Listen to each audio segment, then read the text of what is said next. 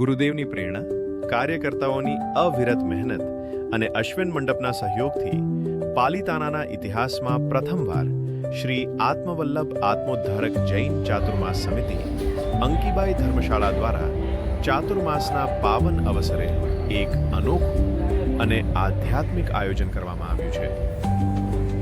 મંડપના સુંદર કપડા પર પવિત્ર જૈન આગમોના અમૂલ્ય સૂત્રો તેમજ જૈન ધર્મના સિદ્ધાંતોને કલાત્મક રીતે પ્રિન્ટ કરવામાં આવ્યા છે.